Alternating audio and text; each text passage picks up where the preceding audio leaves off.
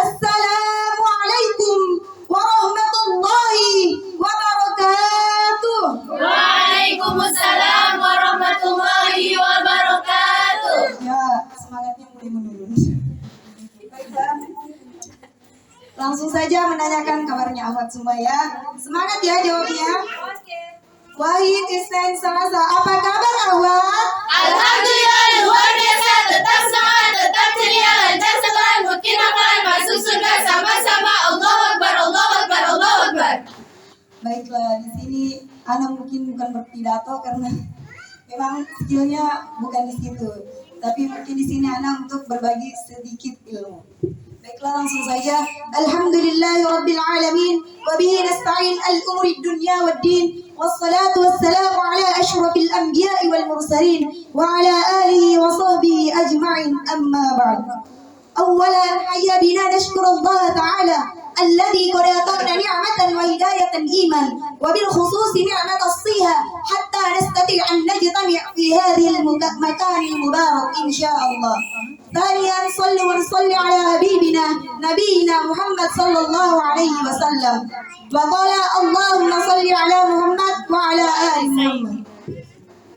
قال الله تعالى في كتابه الكريم أعوذ بالله من الشيطان الرجيم بسم الله الرحمن الرحيم لا تكلف نفس إلا وسعها صدق الله العظيم.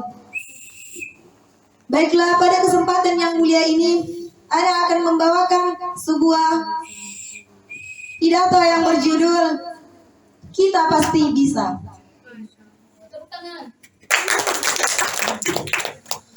Mungkin dari ayat yang sudah saya bacakan sebelumnya, ayat itu mengartikan bahwa Allah tidak akan membebani seorang hamba melainkan ia sanggup melewati hal itu atau ujian itu.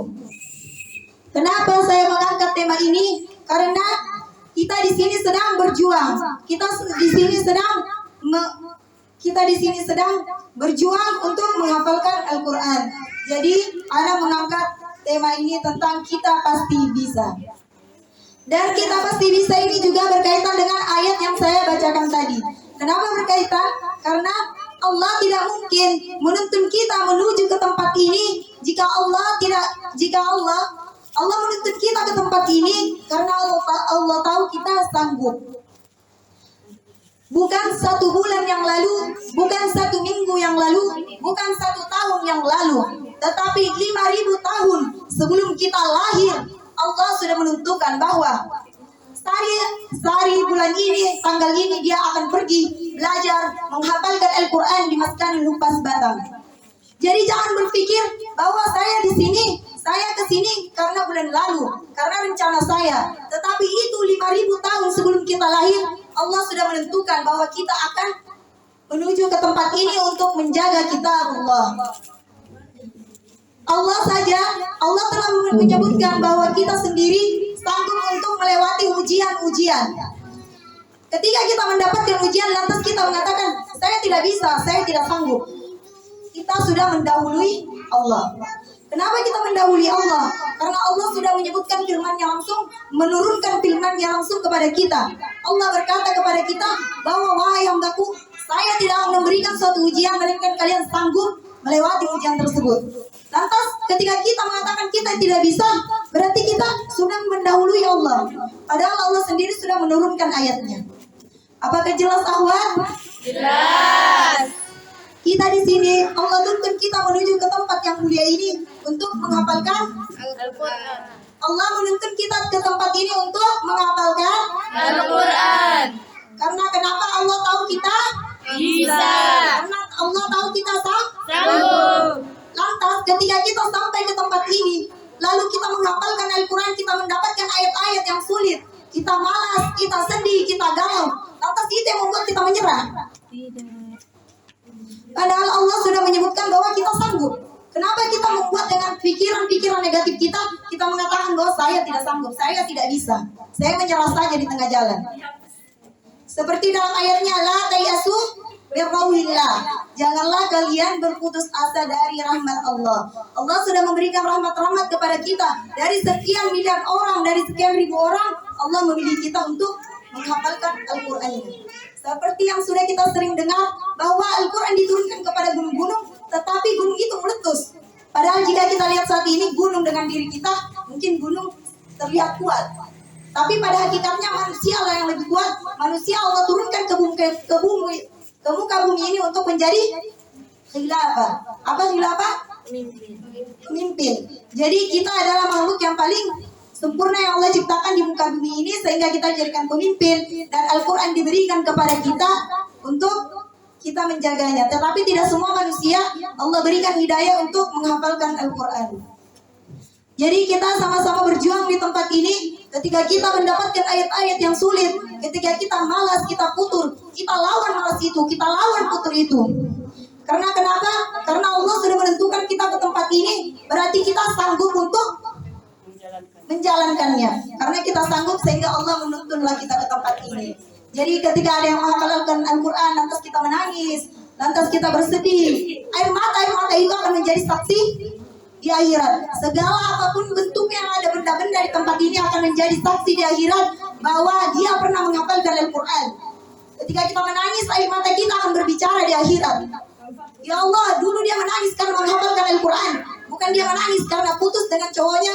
Bukan dia menangis karena dia tidak jadi malam mingguan. Di luar sana jika kita lihat banyak generasi muslimah yang mereka menangis karena diputuskan sama pacarnya, karena dia tidak memiliki teman untuk jalan malam mingguan. Padahal hal itu tidak pantas untuk kita teteskan air mata sedikit pun untuk hal yang tidak berguna. Apalagi hal itu sangat tidak baik, bermaksiat. Allah saja menyuruh kita untuk tidak mendekati zina. Lantas kita melangkah menuju hal itu suatu hal kehinaan.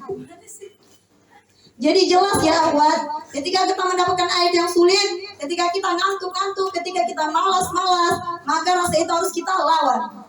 Karena sebesar apapun ustazah-ustazah memberikan motivasi kepada kita, dipanggilkan motivator terhebat di dunia untuk memberikan kita motivasi menghafalkan Al-Quran, tetapi ketika bukan dari diri kita sendiri yang ingin merubah, maka kita tidak akan bisa berubah. Seperti dalam Quran surah Ar-Ra'd ayat 11, yang artinya Allah berkata, Allah tidak akan merubah suatu kaum ketika kaum itu tidak merubah dirinya sendiri. Jadi semuanya tergantung pada diri kita sendiri. Ketika kita ingin merubah diri kita, kita menguatkan tekad kita, berazam karena Allah, kita berserah diri kepada Allah, maka kita bisa berubah. Tetapi ketika kita diberi nasihat sama teman-teman, ustazah-ustazah memberi motivasi beribu-ribu setiap hari, tetapi dalam hati kita tidak ada keinginan untuk berubah, tidak ada keinginan untuk merubah progres kita, maka kita tidak akan bisa berubah.